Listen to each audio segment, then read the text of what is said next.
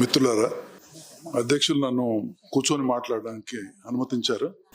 వాస్తవంగా నాకు ఈ సబ్జెక్ట్ ఇచ్చారు.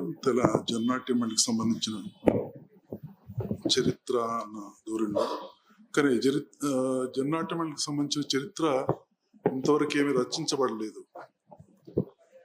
Nobody has written the history of Jannatyam Mandali so far. Nor Gaddar, nor me, nor anybody else.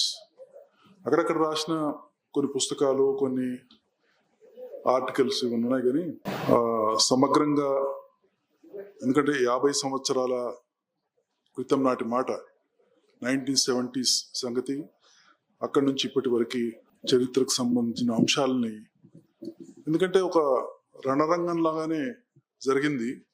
జననాట్యం మళ్ళీ చరిత్ర చెప్పాలంటే రోజులు పడుతుంది. ఒకసారి నేను ఒక భువనగిరికి వెళ్ళినప్పుడు ఒక నాట్లు ఇస్తున్నారు. ఆ తల్లిని అడిగాను, నా టేప్ రికార్డర్ ఉంది, జానపద పాటలు పాడతావా అని. అంటే పాడతాను. ఎంతసేపు పాడతావమ్మా అంటే, నీకు ఎంత కావాలి అని అడిగాను. ఎంతసేపు పాడతావంటే నీకు ఎంత కావాలి, ఎంత కావాలంటే ఎట్లా అంటే, పాడతాను. ఏ పాట పాడతావు? వానదేవుని పాట పాడతావు. ఎంత కావాలని అడుగుతున్నావు ఏంటంటే, గంట అంటే గంట పాడతా, రోజు అంటే రోజు పాడతా, 7 రోజులు అంటే 7 రోజులు పాడతా. 7 రోజులైనా పాడుతుందట ఆవిడ వానదేవుని పాట. అట్లా జననాట్యం మండలి చరిత్ర అంటే చాలా పెద్ద విషయం. అందులో అన్ని అంశాలు నాకు కూడా తెలియవు. ఎందుకంటే కొంతకాలం తర్వాత నేను సినిమాలకు వెళ్ళాను కాబట్టి తర్వాత అన్ని తెలుసుకుంటున్నాను, అడ్వైజ్ చేస్తున్నాను. కానీ యుద్ధ రంగంలో ఇందాక చాలామంది మాట్లాడారు. సో రకరకాల కళాకారులు వస్తున్నారు, పోతున్నారు, రైలు ఎక్కే వాళ్ళు ఎక్కుతున్నారు, దిగే వాళ్ళు దిగుతున్నారు అన్నట్టుగా. కొంతమంది సుదీర్ఘ కాలంగా ఉన్నారు. ముఖ్యంగా గద్దర్, సంజీవ్, రమేష్, దివాకర్ అమరుడైపోయాడు. కొంతమంది, చాలా కొద్ది మంది సుదీర్ఘ కాలంగా డికేడ్స్ టుగెదర్గా వర్క్ చేశారు. వాళ్ళు చాలా గొప్పవాళ్ళు, నాకన్నా గొప్పవాళ్ళు. గద్దర్ని ఎవరు అన్నారు, అతన్ని సక్సెసర్ అని. నువ్వు ప్రారంభిస్తే గద్దర్ కొనసాగించాడని. నేను అన్నాను, Gaddar is not my successor, is my saviour, నా రక్షకుడు అన్నాను. కారణం ఏంటంటే, నేను ప్రారంభించిన ఉద్యమాన్ని ఆర్ట్ లవర్స్ కానీ జననాట్యం మండలి కానీ గద్దర్ భుజాన వేసుకొని తీసుకెళ్ళాడు.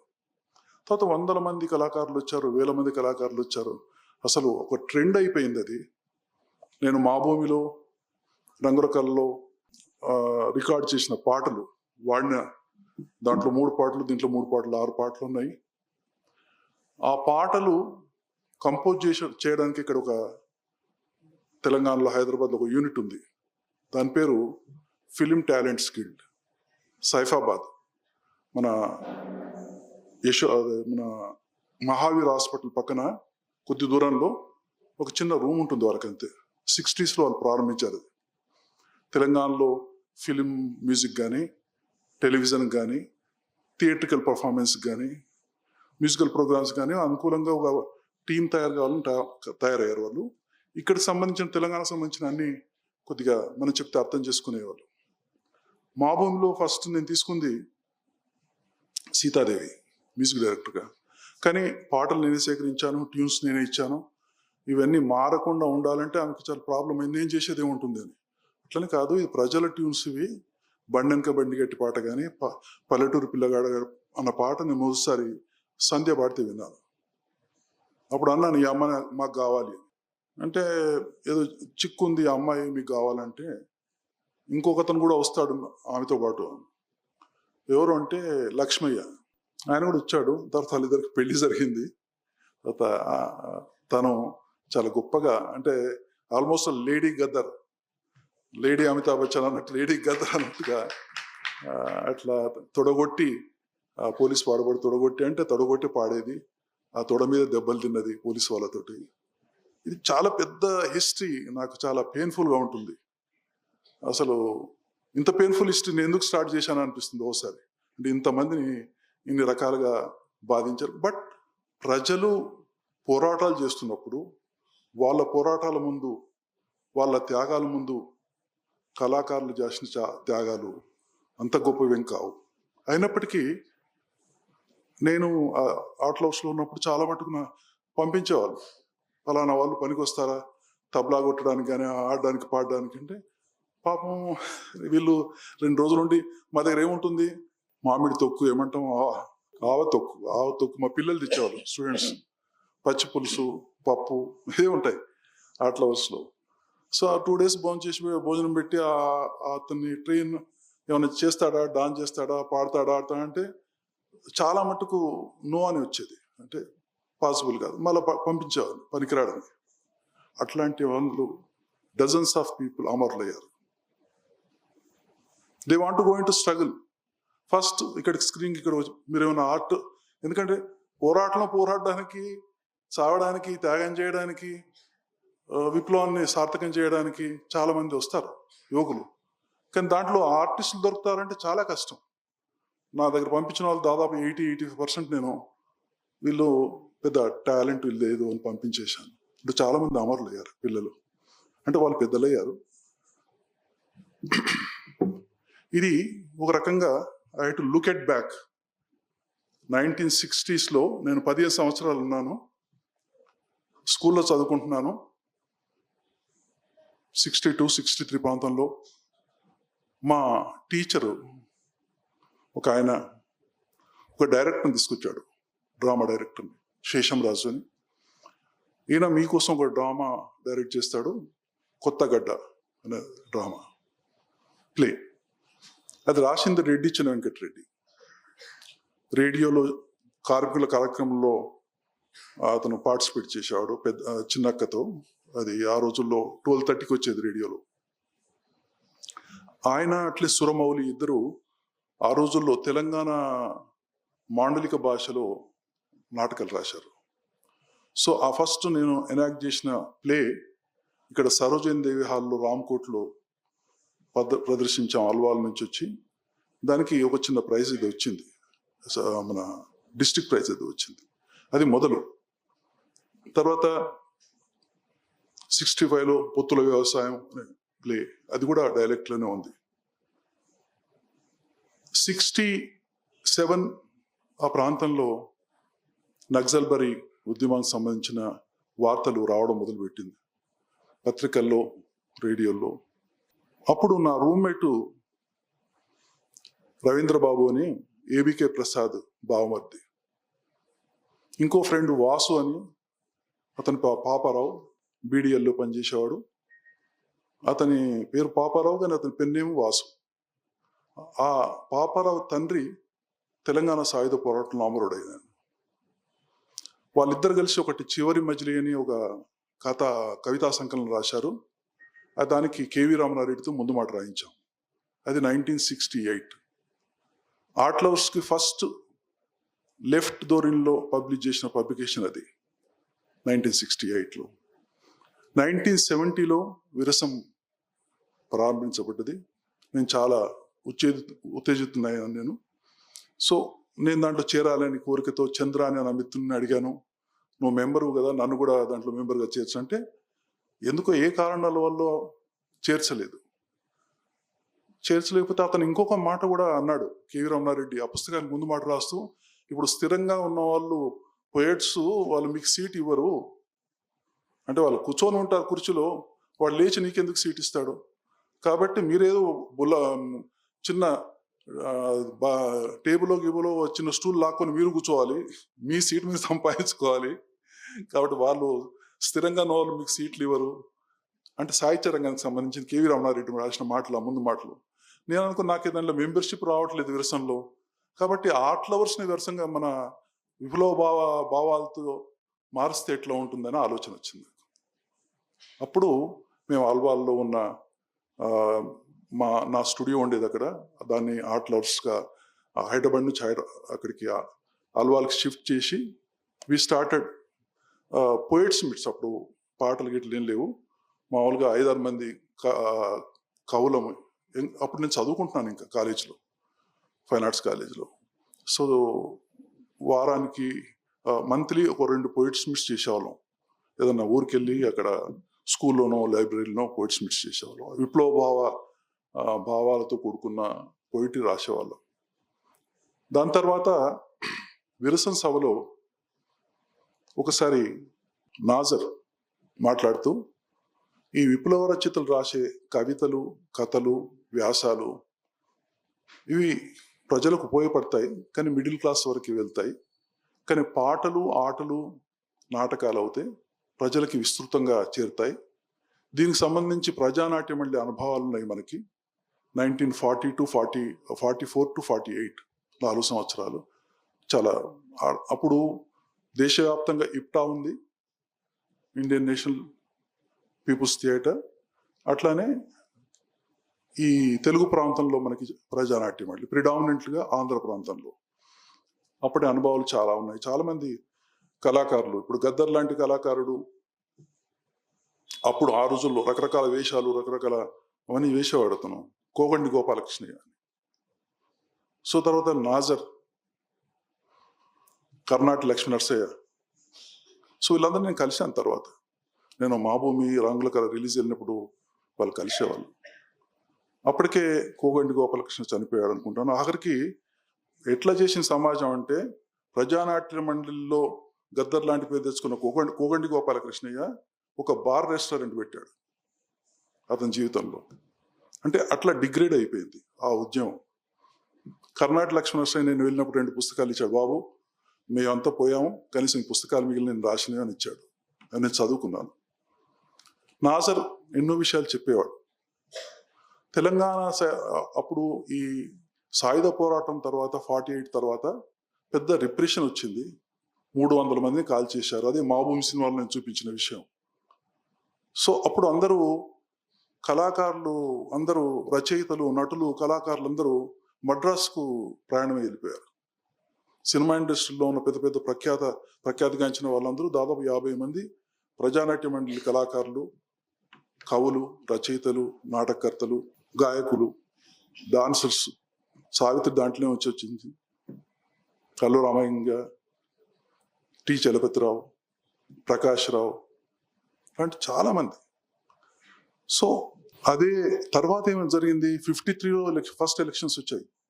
వచ్చినప్పుడు వీళ్ళంతా ప్రజానాట్యం వంటి కళాకారులందరూ బుర్రకథలు చెప్పడం మొదలెట్టారు ఓట్లు వేయడానికి కోసం. కాబట్టి ఆ రకంగా డికే అయిపోయింది. సిపిఎం, సిపిఐ లాంటి పార్టీస్ ప్రజానాట్య మండలి వార్షికోత్సవాలు చేస్తే అదొక మామూలుగా ఒక రొటీన్ తద్దినంలాగా సంవత్సరానికి సావనీరు వేయడం, జ్ఞాపకం చేసుకోవడం తప్పించి, కాకరాలు ఇక్కడే ఉన్నారు, కాకరాలు గారు, వాళ్ళు కొన్ని ప్రయత్నాలు చేశారు. క్రెమ్లిన్ గంటలు లాంటి మద్రాసులో అది ఇండిపెండెంట్ ప్రయత్నాలు తప్పించి చాలా మటుకు అది ఆ ఉద్యమము 4 సంవత్సరాలు జరిగింది. మా భూమి నాటకం 150 ట్రూప్స్ ప్రదర్శించినాయి. అంత విస్తృతమైన ఉద్యమం అది. చాలా గొప్ప ఉద్యమం. భారతదేశంలో ఇప్పుటా కానీ ప్రజానాట్య మండలి ఉద్యమం అంతే కాదు. మరి జననాట్య మండలి ఏర్పడడానికి కారణం కూడా అదే ఇన్స్పిరేషన్, ప్రజానాట్య మండలి. బట్ మళ్ళీ నెక్స్ట్ మేము ఆ తప్పు చేయలేదు. మేము సినిమా రంగాలకు నేను వచ్చినప్పటికీ నేను ఒక సహజత్వంగా ఉండే సినిమాలకే పరిమితం అయ్యాం కానీ కమర్షియల్ సినిమా జోలికి వెళ్ళలేదు. కాబట్టి అలాంటి అనుభవం మనకు రాలేదు. సో జననాట్య మండలి ఈ ఆర్ట్ లవర్స్ ప్రారంభం కావడానికి కారణాలు ఏంటంటే, ముఖ్యంగా ఈ కథ, నవల, వ్యాసం, కవితకే పరిమితం కాకుండా ఈ సంగీత రూపకాలు, పాటలు, ఆటలు, నాటకాలు వీటితో ప్రజల్లోకి వెళ్ళగలమంది అందరూ అంటున్నారు. అందరూ రాస్తున్నారు. ఇప్పుడు విరసం సభ్యులు కూడా కొంతమంది రాస్తున్నారు. 1-2 నాటక ట్రూప్స్ కూడా వచ్చినాయి. నాంది అనే నాటకం ఒకటి వచ్చింది.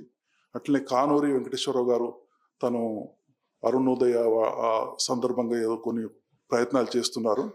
అది కొద్దిగా ట్రెడిషనల్గా చేస్తున్నారు తప్పించేసి దాంట్లో ఒక నూతన ధోరణి రాలేదు. మేము నాజరు తో పర్సనల్గా ఇంటరాక్ట్ అయిన తర్వాత మనం ఎందుకు ఇది చేయకూడదు ఇట్లా అన్నది ఒకటి వచ్చింది. అప్పుడు మా దగ్గర ఆర్టిస్టులు ఎవరు లేరు. అంటే నేను ఆర్టిస్ట్ని, కానీ అప్పుడు మా ఆల్వాల్లో ఉన్న ఆర్టిస్టులు ఒక 10-15 మందిని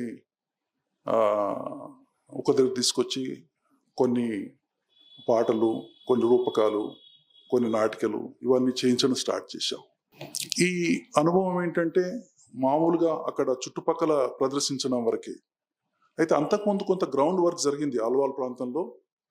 మా మాది భూస్వామి కుటుంబం కాబట్టి కార్లు, గీర్లు, బంగళాలు ఇవన్నీ ఉన్నప్పటికీ మా నాన్నగారితో నేను ఒక మాట అన్నాను. "నీ కార్లు నేను తీయను. I don't drive your cars. I don't take your car out myself." అది ఇంట్లో అయితే వాళ్ళతో పాటు వెళ్తాను తప్పించి నాకు నేనే కార్ బయటికి తీసుకురాను అని దాదాపు 10 సంవత్సరాలు ఆ మాట మీద ఉన్నాను నేను. ఉండి సైకిల్ మీదనే ప్రయాణం. సో మా మెంబర్స్ అందరూ సైకిల్ మీదనే ప్రయాణం, ఆర్ట్ లవర్స్ మెంబర్స్ని. అక్కడికి ఆల్వాల్కి 22 కిలోమీటర్స్ రేడియస్లో మన షామీర్పేట వైపు లాల్గలి, మలక్పేట్, మనము మెడ్చల్ వైపు గౌడెల్లి, మళ్ళీ ఇటు పక్కన పికెట్, ఇంకో పక్కన యాప్రాల్ పక్కన యాదగిరిపల్లి ఉందా, అట్లా 22 కిలోమీటర్స్ రేడియస్లో మేము వర్క్ చేసాం. అంటే మా కథా సంకలనాలు, కవితా సంకలనాలు అమ్మడానికి, మెంబర్షిప్ చేయడానికి చేసిందంతా మాకు పనికొచ్చింది. అప్పుడు ఆ 22 కిలోమీటర్స్ రేడియస్లో ఒకసారి ఓ ప్రోగ్రామ్ ఇవ్వడానికి మేము యాదగిరిపల్లికి వెళ్తున్నాం సైకిల్ మీద. చరబండరాజు అన్నాడు, "నేను వస్తాను నాన్న" అన్నాడు. అతను షూస్ వేసుకుంటాడు. సో ఆ రాత్రి సైకిల్ దొక్కుతూ పోతున్నాం 10-12 మంది. చరబండరాజు కూడా మాతో ఉన్నాడు. ఆయన ఆ షూస్తో సైకిల్ దొక్కలేక ఇబ్బంది పడితే మా వాళ్ళు ఏడిపించారు ఆయన్ని. అంటే కవిత రాయడం కాదు, ఈ పద్ధతిలో జనాల్లోకి వెళ్ళాల్సి ఉంటుంది అంటే. అక్కడికి వెళ్ళే వరకు 11-12 అయింది రాత్రి. అందరూ పడుకున్నారు, మళ్ళీ లేపారు వాళ్ళని, ప్రోగ్రామ్ ఇచ్చాం, వచ్చాం. అట్లా చాలా అనుభవాలు ఉన్నాయి. రాత్రి మార్నింగ్ ఎప్పుడు 2:30-3 o'clock వచ్చేవాళ్ళం. వస్తే అప్పుడు ఇళ్లలో కూడా ఎవరు రానివారు, భోజనాలు పెట్టరు. ఆ పక్కన ఒక డబ్బా ఉండేది, వాళ్ళని మేలుకొల్పితే వాళ్ళు బ్రెడ్, టీ ఇచ్చేవాడు. సో అట్లాగా చాలా ఎరాటిక్గా ఉండేది విషయం. సో అట్లా అవుతున్న కాలంలోనే ఇతను విఠల్ బాబు అనే అతను నా దగ్గరికి వచ్చి నాకు ఒక పుస్తకం ఇచ్చాడు. "నేను ఈ కవితలు రాశాను చూడండి." నేను "ఏం చేస్తున్నావు" అంటే "బుర్రకథలు చెప్తున్నాను." ఎక్కడ ఫ్యామిలీ ప్లానింగ్, మన నేషనల్ సేవింగ్స్ మీద ఫీల్డ్ పబ్లిసిటీ గవర్నమెంట్ ఆఫ్ అదే ఆంధ్రప్రదేశ్. సరే, నేను అతను వెళ్ళాక చూస్తే ఆ పాటలు ఏంటంటే అతను కవితలు రాసింది ప్రేమ కవితలు. అందరం రాస్తాం కదా, నేను కూడా రాశాను యంగా ఉన్నప్పుడు ప్రేమ కవితలు. ప్రేయసి ఉన్నా లేకున్నా రాస్తాం అవి. ప్రేమ ఊహల్లో ఉంటుంది ప్రేయసి. సో ఆయన పాపం ప్రేమ కవితలు తీసుకొచ్చి ఇచ్చాడు నాకు. సో బట్ అతను బుర్రకథ చెప్తున్నాడంటే, నాన్న సరే బుర్రకథ చెప్పు, మేము అది యానివర్సరీ ఉంది బొలారంలో, ఆ బుర్రకథ చెప్పు అంటే ఆ బుర్రకథ చెప్పాడు. బాగుంది. చెప్పడం కాకుండా లాస్ట్లో నేను చెప్పించాను కాబట్టి నన్ను పొగిడాడు. "ఫలానా వాళ్ళు చెప్పించారో హో" అని. మా మెంబర్స్ నెక్స్ట్ డే నా మీద క్రిటిసిజం పెట్టారు, "అతనితో పొగిడించుకున్నావేంటి" అని. అది నేను పొగిడించుకోలేదు అని వాళ్ళని పిలిచి అడిగాము. "ఎట్లా ఉంది సార్" అంటే "చాలా బాగా చెప్పావు." "అది పొగిడేవేంటి లాస్ట్లో" అంటే "మేము ఎవరు కథ చెప్పించినా పొగుడుతాం సార్ వాళ్ళని" అంటే. That was the entry of Gaddar in art lovers. So సరే అట్లా పొగడకూడదు అంటే, "పొగడకూడదా? ఓకే, నాకు తెలీదు." సో అట్లా అతను వచ్చాక అతను కులము అన్న దాని మీద దళిత్ కాబట్టి చాలా ఆయన బాధలు పడ్డాడు జీవితంలో. ఆయన మీద ఒక 4-5 రీసెర్చ్ వర్క్స్ కూడా వచ్చినాయి, పిహెచ్డీలు, ఎంఫిల్. వచ్చినప్పుడు ఒక 2-3 అడిగాను, "అసలు విషయాలు కనుక్కున్నారా మీరు?" నాకేవో కొన్ని విషయాలు చెప్పాడు ఆయన. అంటే కొంతమంది కొంత ఇన్ఫర్మేషన్ చెప్తున్నారు. మొన్న ఆయన 2 వాల్యూమ్స్ కూడా రాసుకున్నాడు. చాలా దారుణమైన ఇన్సల్ట్స్కి, ఆయన అవమానాలకు గురయ్యాడు దళితుడిగా. నాకు 2-3 చెప్పాడు. వచ్చి మా దగ్గర చూస్తున్నాడు. చూస్తుంటే ఆయనకు అర్థం కాలేదు ఏం జరుగుతుంది అంతా. ఇతను బంగళాలో ఉంటాడు, కార్లు ఉంటాయి, ఇక్కడికి వచ్చి ఊడుస్తాడు, వండుతాడు, ఇదంతా నాటకం అనుకున్నాడు. సో ఆయనకు అర్థం కాలే బిగినింగ్. సో తర్వాత ఆయనకు అర్థమైంది అసలు ఇది చాలా సీరియస్గా చేస్తున్నారు ఈ పని. దాదాపు 8 months వచ్చాడు. వచ్చి రోజు చూసి వెళ్ళిపోయాడు. అదేంటిది కనుక. ఆయన వచ్చిన ఒక 3 monthsకు 4 monthsకు నేను అంబేద్కర్ పుస్తకం ఇచ్చాను, కుల నిర్మూలన. ఎప్పుడు చెప్పేవాడు అతను, ఇట్లా పుస్తకం ఇచ్చాడు అన్నది. సో అతన్ని ఇట్లా నాజరు ప్రవచనాల తర్వాత ఒకరోజు నా దగ్గరికి వచ్చి, "మరి అందరూ పాటలు రాయాలి అంటున్నారు కదా, ఎట్లా రాయాలి పాట ఎట్లా రాయాలి చెప్పు" అంటే. "ఏముంది, జానపద పాట." ఇందాక ఒక మిత్రుడు ఇక్కడే ఉన్నాడు, ఆయన పేరేంటో, కృష్ణా జిల్లా. ఇక్కడ ఉన్నారా కృష్ణా జిల్లా? జంబల్ మరి నిలబడండి. ఇతను ఒక కల్ప్రిట్, కృష్ణా జిల్లా. మేము వర్క్షాప్ చేసినప్పుడు ఇక్కడ మన నెల్లూరులో నేను ప్రిన్సిపల్గా ఉన్నాను, గద్దర్ మిగతా మన మాస్టర్జీ, గద్దర్, భూపాల్ అందరూ టీచర్స్గా ఉన్నారు.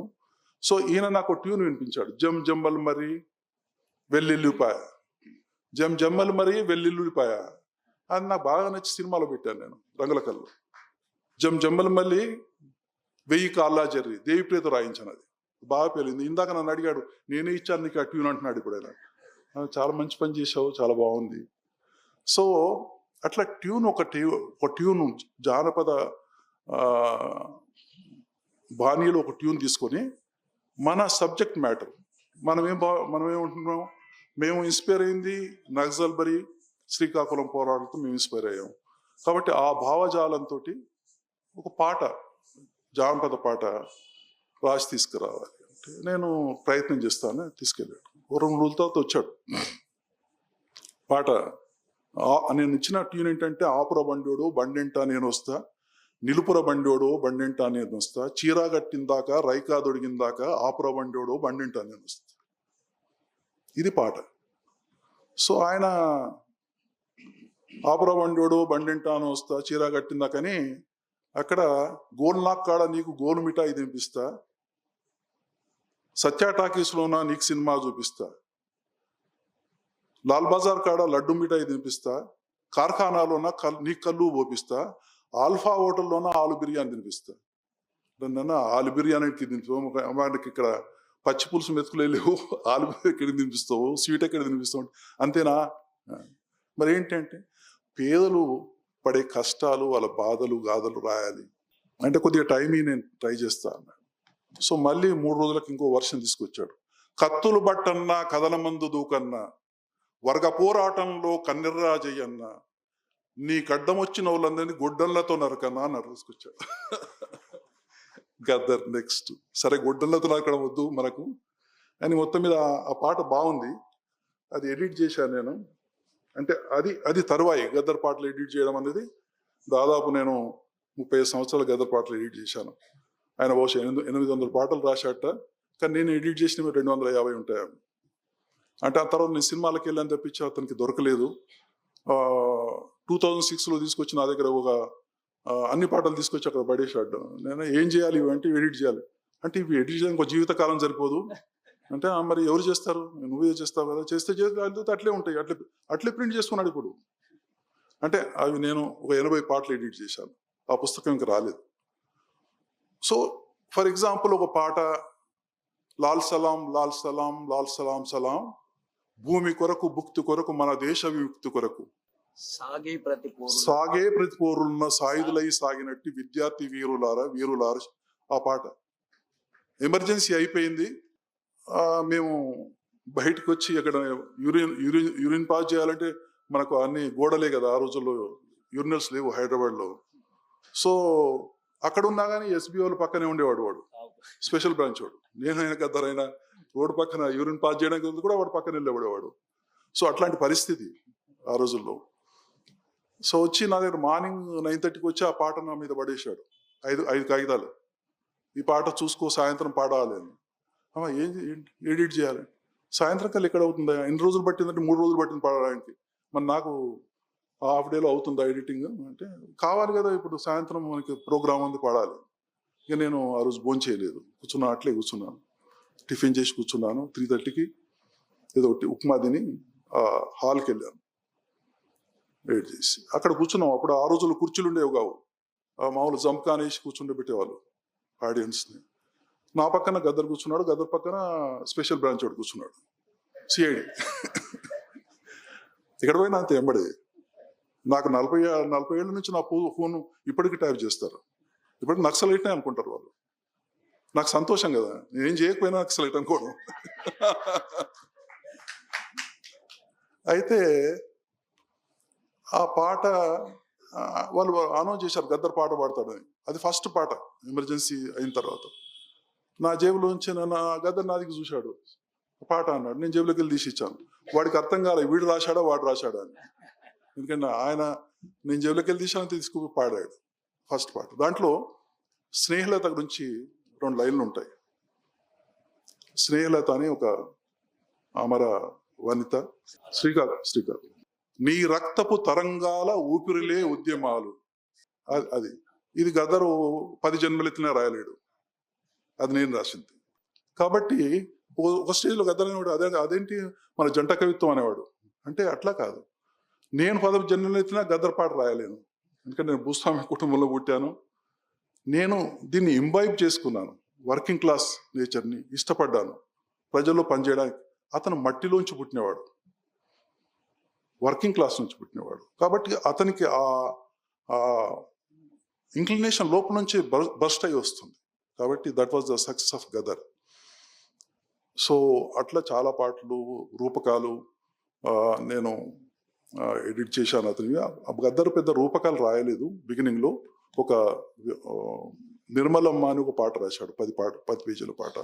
ఒకటి భాగవతం రాశాడు, భాగవతంలో మేము ఇద్దరం యాక్ట్ చేసాము, గద్దర్ నేను భూస్వామిగా చేసాను, అతను రైతుగా చేసేవాడు. అతను కొట్టాల్సిన సీన్ వచ్చేది, కొట్టుమనేవాడు, కొట్టేవాడిని, సరిపోదు ఇట్లా ఆడియన్స్ రియాక్ట్ ఇంకా కొట్టుమనేవాడు, బాగా దెబ్బలు తినేవాడు నాతో స్టేజ్ మీద. నేను అనుకున్న పాడేటప్పుడు చెప్తే డిసిప్లిన్ వినకుండా కనీసం స్టేజ్ మీద కొడుతున్నానని. ఎందుకంటే నేను పాడేటప్పుడు చాలా క్లియర్గా ఉండేవాడిని, ఇప్పటికీ ఒప్పుకోను. ఇందాక పిల్లలు పాడుతుంటే ఎటెటో పోతున్నారు, మన వాళ్ళు శ్రీకాకుళం వెళ్తున్నారు, ఆడికి ఆదిలాబాద్ వెళ్తున్నారు అంటే, these are the what I learn in my life is only art. అంటే పర్ఫామ్ ఎట్లా చేయాలి, ఎట్లా పాడాలి, రాగం ఎట్లెత్తుకోవాలి. ఇప్పుడు మైక్ దగ్గర పాడుతున్నప్పుడు ఆ డిస్టెన్స్ మెయింటైన్ చేయాల్సి వస్తుంది. ఆడియన్స్లో కూర్చుంటే కానీ, అక్కడ కూర్చుంటే కానీ తెలియదు మనకి ఎట్లా వస్తుంది. అది మైక్ సెట్ చేసుకోవాలి, ఆ డిస్టెన్స్లో పాడాలి. వాళ్ళకి కోరస్ డిస్టెన్స్లో ఉండాలి. అంటే వాయిస్, పాడే ముఖ్యమైన గాయకుడి వాయిస్ ప్రామినెంట్గా ఉండాలి, కోరస్ సబ్డ్యూడ్గా ఉండాలి, మ్యూజిక్ ఇంకా సబ్డ్యూడ్గా ఉండాలి. లేకపోతే ఆ కోరస్ అవి టమాటా మోగుతుంటే అసలు ఏం పాడుతున్నా అర్థం కాదు కదా. ఇవన్నీ సినిమాలు కూడా మేము రికార్డ్ చేస్తాం కదా. సో గద్దర్తో కూడా ఆ ప్రాబ్లం వచ్చేది. సినిమా రికార్డ్ చేస్తే నేను ఇష్టమని చేసుకోమనేవాడు. అంటే కెమెరా ముందుకు వస్తే ప్రాబ్లం ఆయనతో, స్టేజ్ మీద ఆడుకుంటాడు. సో ఈ రకంగా పాట, ఫస్ట్ పాట తర్వాత ఇక ఆయన వెనుక చూడలేదు, రాయడం రాస్తా ఉన్నాడు పాటలు. కళ్ళు ముంతో మాయమ్మ అనే పాట రాశాడు, రిక్షా దొక్కే రహీమన్న, రాళ్ళు కొట్టే రామన్న అనే పాట రాశాడు, నువ్వు నిజం తెలుసుకో కూలన్న అనే పాట రాశాడు. 5-10 పాటలు రాశాడు. రాశాక బాగున్నాయని మేము అక్కడ పాడేవాళ్ళం. మేము కవిత సమ్మేళనాలు ఇవన్నీ, కానీ అక్కడి నుంచి పాటలు, గీటలు, నాటకాలు ఇవన్నీ చిన్న చిన్నవి స్కిట్స్, పెద్ద పర్ఫార్మెన్సెస్ కాదు. ఒకసారి వరవర్రావుకి నేను ఇక్కడి నుంచి మన సృజనకి హెల్ప్ చేసేవాడిని ఆ రోజుల్లో. ఆ 10 సంవత్సరాలు వాళ్ళ కవర్ పేజెస్ అవన్నీ కావాల్సింది, ఇక్కడ బ్రోమైడ్స్ చేయించడం అలాంటి పనులను చేసేవాడిని. అంటే was very close to me in those days. నేను వరవరావు అని ఒకసారి అడిగాను, ఇట్లా గద్దర్ అని మా దగ్గర ఒక రైటర్ బాగా రాస్తున్నాడు, నువ్వు సృజనలో పబ్లిష్ చెయ్యి ఆ పాటలనంటే, మరి నేను వినాలి కదా అన్నాడు. అంటే విందామని ఒక రోజు అరేంజ్ చేశాను. శ్రీపతి అని ఓ రైటర్ ఉండేవాడు, ఆయన రూమ్లో గద్దర్ని తీసుకెళ్ళాను, పాడాడు. వరవరావు అన్నాడు చాలా బాగున్నాయి, కానీ నేను జనంలో వినాలి అన్నాడు. అంటే ఇక్కడనేమో నేను విన్నాను, కానీ జనం ఎట్లా రియాక్ట్ అవుతారో వినాలంటే ఇక వెల్లూరుకే తీసుకెళ్ళాం, యాప్రాల్లో పర్ఫార్మెన్స్ అవుతుంది. వరవరావు నేను పక్కన కూర్చున్నాం, కింద పాడాడు. ఇప్పుడు చాలా బాగున్నాయి, నేను పబ్లిష్ చేస్తాను. సో నేను అవన్నీ ఒక 16 పాటలు ఫేర్ చేసి పంపించాను. అప్పుడు ఆ రోజుల్లో జిరాక్స్ లేదు, మనమే ఒక ప్యాడ్కి పెట్టుకొని కార్బన్ పెట్టేసేసి పెన్తో రాస్తే 2-3 కాపీస్ వస్తాయి. 100 కాపీలు కావాలంటే స్టెన్సిల్ కట్ చేయాలి. ఆ రోజుల్లో చాలా ప్రాబ్లమ్స్. సో అట్లా నేను చేత్తో రాసి, రాత్రులు కూర్చొని రాసి ఎడిట్ చేసి పంపించాను. వరవర్రావు ఎవ్రీ మంత్ ఒక 3-4 పాటలు వేసేవాడు, గద్దర్ పాటలు సృజనలో. అట్లా 4-5 ఇష్యూస్ తర్వాత ఒక 16-20 పాటలు అయినాయి. నుంచి నేను పుస్తకంగా వేద్దాం అనుకుంటా అంటే వేయమన్నాను. ఫస్ట్ గద్దర్ పాటలని పుస్తకం వచ్చింది, 1000 కాపీలు అమ్ముడుపోయింది. 73 మార్చ్. ఈ అకౌంట్ అంతా ఎన్ వేణుగోపాల్ దగ్గర ఉంటుంది, మా దగ్గర ఉండదు అకౌంట్. సో తర్వాత మళ్ళీ ఇంకొక ఎడిషన్ ఇచ్చారు, అది అమ్ముడుపోయింది. తర్వాత నేను అప్పుడు ఒక పత్రిక ఎడిట్ చేసేవాడిని, ఉదయం అని. దాంట్లో ఒక 5th ఇష్యూ గద్దర్ పాటల స్పెషల్ వేశాను, దానికి చంద్రతో ముందు మాట రాయించాను, అది కూడా అమ్ముడుపోయింది. కాబట్టి ప్రాచుర్యం బాగా లభించింది గద్దర్ పాటలకి. దాంతో అతను చాలా ఉత్సాహంగా రాయడం మొదలుపెట్టాడు. తర్వాత ఇవన్నీ మనం ప్రజలకి అందుబాటులో ఉండాలని వాళ్ళ దగ్గర పాడడం, చాడడం. తర్వాత మళ్ళీ ప్రజలు మన పాటలు పాడాలి అని ఒకటి కోరిక పెట్టుకున్నాం. మనం రాసిన పాటలు ప్రజలు బిచ్చగాళ్ళు వాళ్ళు వీళ్ళందరూ జానపద కళాకారులు ఉంటారు. భిక్షం ఎత్తుకునే వాళ్ళు కూడా సాబలల్లుతూ పాటలు పాడుతుంటారు. సో వీళ్ళ దగ్గర కూడా వెళ్ళాం, వాళ్ళ గుడిసెలకు. అదంతా ఇప్పుడు గద్దర 2 వాల్యూమ్స్లో ఉన్నాయి అనెక్డాట్స్ అన్ని. సో వెళ్ళి వాళ్ళకు డబ్బులు ఇచ్చాం, చేసాము, అని పాటలు నేర్పించాం. కానీ మళ్ళీ వాళ్ళని చేంజ్ చేసి వెనక చూస్తే వాళ్ళు పాడట్లేదు, ఆ పాటలు వాళ్ళ పాటలే పాడుతున్నారు. కాబట్టి వాళ్ళు ఏం పాడరు, మనమే పాడుకోవాలని. అప్పుడు మా దగ్గర మెంబర్స్ ఉండేవాళ్ళు. మన ధనరాజ్ జమిడికి వాయించేవాడు. వాళ్ళ తండ్రి ఎల్లయ్య బైండ్ల ఎల్లయ్య జమిడికి వాయించేవాడు. వాళ్ళు పూజారులు మాదిగలకి. వాడు మన మెంబర్. మా దాంట్లో దళిత్ చాలా మెంబర్స్ ఉన్నారు.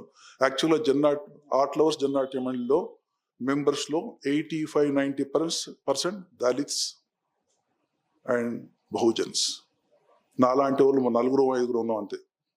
సో అప్పటికి ఇంకా దళిత్ మూవ్మెంట్ రాలేదు, 80sలో వచ్చింది. కానీ ఒక సంవత్సరం 10 years డికేడ్స్ ముందే art lovers was very conscious to enrol their members. So ఆ రకంగా ధనరాజ్ జమిడికే వాయించేవాడు మా మెంబరు. సో వాళ్ళ నాన్న భిక్షం అడుక్కునేవాడు ఈ జమిడిక వాయిస్తూ. అతను బైండ్ల వెళ్ళయ్య. సో మళ్ళీ వానింటికి ధనరాజ్ ఇంటికి పోయినప్పుడు నేను వాని ఇంట్లో భోంచేసేవాడిని. అంటే మనం పెట్టిన భిక్షమే మళ్ళీ నేను భోంచేసేవాను వాని ఇంట్లో. So it was like one family. అప్పటికి ఇప్పటికి ఆ దళిత్ అన్నది మా దగ్గర లేదు. ఈయన ఉన్నాడు కదా పక్కన, ఇతను సెకండ్ స్టేజ్లో థర్డ్ స్టేజ్లో వచ్చాడు. సెకండ్ స్టేజ్లో వచ్చాడు. భూపాల్ జన్నాట్య మండలి ఫామ్ అయ్యే స్టేజ్లో వచ్చాడు, ఆర్ట్ లవ్ స్టేజ్లో లేడు Bhupal. So Gaddar art lovers మధ్యలో వచ్చాడు. అంటే పర్ఫార్మెన్స్, ఈ మన పోయిట్రీ పర్ఫార్మెన్సెస్ చేస్తున్న స్టేజ్లో వచ్చాడు. వాళ్ళ తండ్రిని పిలిచాం. ఆయన్ని పిలిస్తే వెంకయ్య ఆయన జమిడికి తీసుకొని వచ్చాడు. నేను పాడే మరి పెద్ద మనిషి అంటే, నాయుడు ఆడంగా నాయుడు గజ్జలు బదలంగా మా ఊరి పోషమకాశమ్మని పొలిమెరగాశేటి పోతాలింగి పాదాన 10,000 దండాలు మా ఊరి పోషమకాశమ్మనే పొలిమెరగాశేటి పోతాలింగయ్యనే పాదాన 10,000 దండాలు వీరులార మీకు ఎర్రెర్ర దండాలు. అది గద్దర్ రాయలేదు, ఆ పాట నేను రాశాను. అయితే 10,000 దండాలకి శ్రీశ్రీ ఏం చేశాడంటే పరిపరి దండాలని మార్చాడు. శ్రీశ్రీ గారు ఒక మీటింగ్కి వచ్చి, మీరు చాలా బాగుంది పాట, దీన్ని 10,000 బదులు పరిపరి అని పెట్టండి అంటే పెట్టాం. అట్లే వచ్చింది ఆ పాట. అందరు గద్దర్ రాశారనుకో, నేనే రాశాను ఆ పాట. అంటే గద్దర్ పాడేవాడు, ఇట్లా ఆర్టికలైజేషన్ రాసుకునే వాళ్ళం. ఇక్కడ పెద్ద ఎవరు ఏం రాశారని భూపాల్ అది మన గొల్ల కుర్మ గోత్రం ఎంత అంటే పేలిపోయింది ఆ పాట జనాల్లో. సో అది అక్కడ ఏంటంటే మన జన్నాట్య మండలి పాటలు కూడా ఎవరి పేర్లు ఉండవు. నేను పెట్టిన ట్రెడిషన్ అది. నేను జన్నాట్య మండలి ఆద్యుడిని అయినప్పటికీ, ఇంతకాలం పనిచేసినప్పటికీ జన్నాట్య మండలి ఫోటోగ్రాఫ్ ఒక్కటి కూడా నా దగ్గర లేదు. మరి ఎవరైనా ఇస్తారని చూస్తే లాస్ట్ 50 years నుండి ఎవరు నాకు ఇవ్వలేదు. ఈ ఫోటోగ్రాఫ్ జన్నాట్య మండలిలో పనిచేసిన ఫోటోగ్రాఫ్ ఉంది లేదు. బికాస్ ఆ రోజుల్లో సపరేషన్ ఉండేది, టెరబుల్ సపరేషన్. నేను గద్దర్ అండర్ గ్రౌండ్కి వెళ్ళినప్పుడు నరసింహరావు పేరు 10 మందిని పట్టుకెళ్ళారు. నరసింహ పేరుంటే పట్టుకెళ్ళారు. నేను కావాలి వాళ్ళకి. సో అప్పుడు గద్దర్ దొరికినప్పుడు ఆ పై అధికారులు ఈ డిఎస్పీలని బూతులు తిట్టారు. ఆ బూతులు నేను చెప్పలేను మీకు, గద్దర్ చెప్పాడు నాకు. మీరు ఏం చేస్తున్నారు ఇక్కడ? హైదరాబాద్లో వాడు అల్వాళ్ళ దుకాణం పెట్టుకొని జన్నాట్య మండలి పెట్టి రాష్ట్ర వ్యాప్తంగా ఇస్తుంటే వాడికి ఇక్కడ ఉన్నాడని వాళ్ళు మీ ప్రూఫ్ ముందు కూడా మీకు తెలియదా? అట్లా ఆర్మీ ఇచ్చేసావు. అంటే ఆ పద్ధతిలో బయటికి పొక్కకుండా రాష్ట్ర వ్యాప్తంగా పర్ఫార్మెన్స్ ఇచ్చేటట్టు ఎమర్జెన్సీ వరకు. ఇక దాని తర్వాత వీలు కాలేదు. Of course it is known to the world. అయితే మీ ఇద్దరం అండర్గ్రౌండ్లో ఉన్నప్పుడు Vengala Rao chief minister of Andhra Pradesh ఒక స్టేట్మెంట్ ఇచ్చాడు అసెంబ్లీలో. Bolarum is the naxalite area. మీడియాలో వచ్చింది ఆ రోజుల్లో. అప్పుడు ఈ కంటోన్మెంట్లో కమ్యూనిజం అన్న భావనే లేదు. సిపిఎం పార్టీస్ కూడా లేవు అక్కడ. ఇదే ఆర్ట్ లవర్సే ప్రారంభం. ఆర్ట్ లవర్సే పాటని సంస్కరించింది.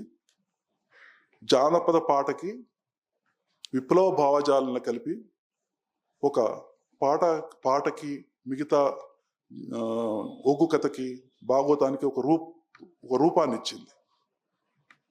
ప్రాణదాత ఆర్ట్ లవర్స్ జన్నాట్యమండి కాదు, జన్నాట్యమండి పేరు తర్వాత మార్చాం. 3 సంవత్సరాల తర్వాత జన్నాట్యమండి అయితే బాగుంటుంది, ప్రజానాట్యమండి ఉంది కాబట్టి ఆర్ట్ లవర్స్ ఊర్లలో అనడానికి ఇబ్బంది అవుతుందని మార్చాం అది. కాబట్టి ఆర్ట్ లవర్స్ చేసిన ఎక్స్పెరిమెంట్ ఏంటంటే, ఇంకో విషయం ఏంటంటే, ప్రజానాట్యం మళ్ళీ జన్నాట్యం సంబంధించిన కంపేరిటివ్ స్టడీ నేను చేద్దాం అనుకున్నప్పుడు ఎంటీ ఖాన్కి చెప్పాను. నేను ఇట్లా అంటున్నాను ఖాన్ అంటే, అది చాలా బాగుంటుంది, ఎవరు చేయలేరు, నువ్వే చెయ్యి. కారణం ఏంటంటే, ఆ రోజుల్లో ప్రజానాట్యం మండలిలో 1944 to 1948 జరిగిన యాక్టివిటీస్లో వందలాది ట్రూప్స్, పెద్ద ఉద్యమం అది. అసలు అక్కడ వాళ్ళ ఉద్యమం సెకండ్ వరల్డ్ వార్ అగెనిస్ట్గా ప్రారంభమైంది. శాంతితో అక్కడి నుంచి ప్రజా ఉద్యమం స్టార్ట్ అయింది. తర్వాత తెలంగాణ పోరాటం అప్పుడు తెలంగాణ రైతాంగ పోరాటానికి సాంఘీభావంగా మాభూమి నాటకం వేశారు వాళ్ళు. అక్కడుండి ఈ డైలెక్ట్ని కొంత ఆహ్వానం చేసుకొని ఆ బందగి సమాధితో స్టార్ట్ అవుతుంది ఆ నాటకం. అది చాలా ప్రాచుర్యం పొందింది. తెలుగు నాటకరంగ చరిత్రలోనే పేరెన్నికగా నాటకం కన్యాశుల్కం తర్వాత అటువంటి నాటకం మాభూమి నాటకం. అయితే వాళ్ళు చేసిన ఎక్స్పెరిమెంట్స్ పాటలు అప్పుడు ఆ రోజుల్లో నాజర్ పాట అనుకుంటాను, ఎరువాకి వచ్చారన్న ఏరన్న రాకమునిపే ఎరువాక వచ్చారన్న ఎవరింట్లో ముందు వన్నో బువ్వలేని జీతగాడ, నాజర్ పాట. ఈ పాటలు ఏంటంటే, మేము చేసిన విప్లవం ఏంటంటే ఆర్ట్ లవర్స్లో ద చేంజ్, రాడికల్ చేంజ్ ఏంటంటే, ఈ పాటలు ఒక పద్ధతిలో వెళ్తాయి, ఒక పక్కిలో. ఏరన్న రాకమునిపే ఎరువాక వచ్చారన్న ఎవరు ఇంట్లో అంటే ఇదే చరణాలు ఇట్లా రిపీట్ అవుతుంటాయి. శివసాగర్ రాశాడు కొత్తలో, జానపద పక్కిలో రాశాడు, నరుడో భాస్కరుడా, నర్రెంక చెట్టు కింద నరుడో భాస్కరుడా. అది అట్లా దూలా పాట, దూలా ఆడతారు తెలంగాణలో, అదే పద్ధతిలో రాశాడు. కాబట్టి మేము దూలా ఆడేవాళ్ళం. దాని మీద దాదాపు 3-4 years దూలా ఆడాను. తర్వాత నేను రంగంపేట పిల్లగాడు కర్రీ రంగు అనేగాడు, అది నేను రాసిన పాట. తర్వాత అది చలామణైంది దూలా ఆడడానికి. సో ఆ పాటలో ఏంటంటే, ఆ పాట జానపద పాట ఏంటంటే అట్లే వెళ్తూ ఉంటుంది అనమాట. కడవల్లో ఏంటంటే కళ్ళ అని చెప్పారు, ఇంకా దేంట్లో ఏంటంటే ఇట్లా అని చెప్పుకుంటూ వెళ్తారు అనమాట. అట్లా ఆ జానపద పాటలు అట్లే ఉంటుంది, దీంట్లో అదే ప్రయోజనం వెళ్తాయి. సో దాంట్లో ఏంటంటే వాళ్ళ పాటలు జానపద గ్రామాల్లో జానపదులు వాళ్ళు పాడుకునే పాటలు ఏంటంటే వాళ్ళ శ్రమను మర్చిపోవడానికి వాళ్ళు పాడుకుంటారు. వాళ్ళ జీవితం వేరు, వాళ్ళ పద్ధతి వేరు, చాలా శ్రావ్యంగా ఉంటాయి. పొడలా గట్లా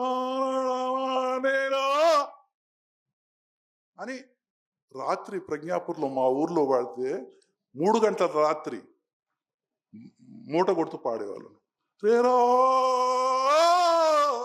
అంటే అంత దూరం వెళ్తుంది, ఇక్కడికో మనం ఒక కిలోమీటర్, 1/2 kilometer తర్వాత మేము పడుకున్న వాళ్ళం వింటుంటాం అన్న పాట. సో ఆ పాట నిజామాబాద్ నుంచి విఠల కుర్రాడు తీసుకొచ్చాడు, అది నేను దాంట్లో మాభూమిలో పెట్టాను. ఆ పాట అది చెడగొట్టింది మా మ్యూజిక్ డైరెక్టర్. జానపద పాటను అర్థం చేసుకోండి, సినిమాల్లో పెడతారు, తర్వాత మళ్ళీ రేడియోలో పాడతారు, వాళ్ళు ప్రాపర్గా అర్థం చేసుకోరు. దాన్ని రెవల్యూషన్ చేసింది ఎక్కడంటే, మేము పల్లవి తీసుకున్నాం, జానపద పాట పల్లవి మాత్రమే తీసుకున్నాం, చరణాలు తీసుకోలేదు. అదే రొటీన్గా వెళ్ళదు. నేను వర్గీస్ వ్యాసాలని నేను సృజనలో 9 వ్యాసాలు రాశాను 1974లో. ప్రజా కళలు సాహిత్యం ఎలా ఉండాలి, అన్ని విప్లవ యూనిట్స్కి అదే బైబిల్. 20-25 years తర్వాత గద్దరు మన తరగనిగని రాసేంత వరకు అదే ఫాలో అయ్యేవాళ్ళు. సో దాంట్లో నేను జానపద పాట ఎట్లా ఉంటుంది, ప్రజల పాట ఎట్లా ఉంటుంది, ఇవన్నీ నేను చూపించాను. కాబట్టి చరణాల దగ్గరికి వెళ్ళినప్పుడు మేము మార్చేస్తాం, దాన్ని మార్చేసి పల్లవి మళ్ళీ అందుకునే వరకల్లా ఒక రకమైన ఒక ఊపు వస్తుంది. So that is the success of song in art lovers. దాన్ని పాటను రెవల్యూషన్ చేయడం ద్వారా మనం ఆ రోజు నుంచి ఈ రోజు వరకు పాడే పాటలన్నీ జన్నాట్యమల్లి కానీ మిగతా రకరకాల గ్రూప్స్లో పాడే పాటలు కానీ, ఇది బీజేపీ వాళ్ళు కానీ, కాంగ్రెస్ వాళ్ళని ఎలక్షన్స్కు అనుకూలంగా రాసుకున్న పాటలు కూడా ఉన్నాయి. ఇట్లా రాసుకొని పాడతారు వాళ్ళు. సో రూపకాలు కూడా అంతే. ఆ రకంగా వాటిని రెవల్యూషనైజ్ చేశాం. కాబట్టి ఆ రోజుల్లో ప్రజానాట్య మండలి కూడా అలాంటి పని చేయలేదు. జానపద పాటల్ని వాళ్ళు ఆ పద్ధతిలో పాడారు, అదే పద్ధతిలో పాడారు తప్పించి దాన్ని రెవల్యూషనైజ్ చేయలేదు. సో ముందు ఆర్ట్ లవర్స్, తర్వాత ఈ రూపకాలు, గద్దర్ ఒక భాగవతం రాశాడు, చాలా పాపులర్ అయింది ఆ భాగవతం, వీధి భాగవతం. అయితే బుర్రకథ నేను రాశాను, రైతు కూలి విజయం, బుర్రకథ, ఉగ్గు కథ, జంకుల 3 రాశాను. గద్దర్ చెప్పేవాడు, దాదాపు 2-3 ఇయర్స్ చెప్పాడు అతను. అదేంటంటే ఇప్పుడు నాజర్ నంబర్ 1 హైట్లో, బుర్రకథలు నాజర్ మించిన వాడు లేడు. నాజర్ బుర్రకథ వినడం గద్దర్, మేమందరం, అప్పుడు గద్దర్ పేరు విఠల్, అప్పుడు గద్దర్ అనేవాళ్ళు కాదు, చాలా కాలం తర్వాత గద్దర్ అని పేరు. అందరం కలిసి అక్కడికి వెళ్ళాము బస్సులో బోయిగూడకి. విన్నాక రాత్రి 1 గంట అయిపోయింది. నడుచుకుంటూ సుభాష్ నగర్కి వచ్చి అక్కడ ఫ్రెండ్ ఇంట్లో పడుకొని నెక్స్ట్ డే అల్వాల్కి వచ్చాం. సో థ్రిల్లింగ్గా నెక్స్ట్ డే అంతా మాట్లాడడం, నాజరు ఎట్లా పడతాడు, ఎట్లా ఆర్టికులేట్ చేస్తాడు, ఎంత గొప్పగా అంతా ఆకర్షిస్తాడు. కోళ్ల పందెం అయితే నిజంగా యుద్ధం పద్ధతిలో ఎట్లా చెప్తాడు ఇవన్న మన పల్నాటి యుద్ధంలో. సో అట్లాగా మనం ఆర్ట్ లవర్స్లో కూడా అంత గొప్పగా ప్రదర్శించాలి అంటే మనం యువకులం అప్పటికి. సో గద్దరు ఆ బుర్రకథలు చెప్పే ఆర్టిస్టుల్లో బహుశా మేబీ ఒక 15 నంబర్ వచ్చేదో, 18 నంబర్ వచ్చేదో, బెనర్జీ చాలా మంది ఉండేవాళ్ళు. కానీ తోముతున్నాం అంటే బాగా దాన్ని ఆ రైతు కూలి విజయం కథ ఒకటి తయారు చేశాము. అంటే అది పొలిటికల్ థీమ్. అది అంటే విప్లవంలో ఏం కావాలి అనుకున్న కోరికలన్నీ దాంట్లో ఉంటాయి. సో దాన్ని ఒక రాత్రిలో రాశాను నేను ఆ బుర్రకథ. చెల్లి చంద్రమ్మ మన పాట మీద 3 గంటల్లో ఉగ్గు కథ రాశాను. కాబట్టి ఆ రోజుల్లో కొత్త మనిషి, ఉగ్గు కథ, రైతు కూలి విజయం, బుర్రకథ, ఉగ్గు కథ, జంకుల కథ, తర్వాత చెల్లి చంద్రమ్మ ఉగ్గు కథ, అవన్నీ రూపకాలు నేనే రాశాను. గద్దరు కేవలం భాగవతం రాశాడు. గద్దరు మళ్ళీ రూపకాలు ఎప్పుడు రాశాడంటే ఎమర్జెన్సీ తర్వాత రాశాడు. మన నక్సల్బరి వీరులోని నక్సలైట్ బిడ్డలు అట్లాంటిది, మా ఊరు అని రాశాడు. అవన్నీ సగమే రాశాడు అతను, సగం సమయం ప్రదర్శించాడు. అతను తెలివితేటలతో అది ముగించేసేవాడు. అది నేను అడిగినాను, మొన్న పబ్లిష్ చేస్తే ఎట్లా పబ్లిష్ చేశాడు, అసలు సగమే ఉన్నాయి కదా అంటే ఇప్పుడు పూర్తి చేశాడు అన్నారు. అంటే లాస్ట్ 2 years నుంచి పూర్తి చేశాడు అది. సో ఇవన్నీ చాలా ప్రాబ్లమ్స్ ఉంటాయి మాకు. నేను ఒప్పుకోను జనరల్గా, అంటే అన్లెస్ పర్ఫెక్ట్గా ఒకటి లేకపోతే. ఇక నేను లేను కాబట్టి, సినిమాలో కాబట్టి ఆయన అన్ని సగం రాసి సగం చెప్పి టాలెంటెడ్ ఆర్టిస్ట్ కాబట్టి నడిపించేవాడు.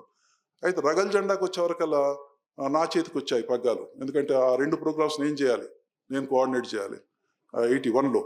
సో ఒకటి హైదరాబాద్లో, ఒకటి చెన్నైలో.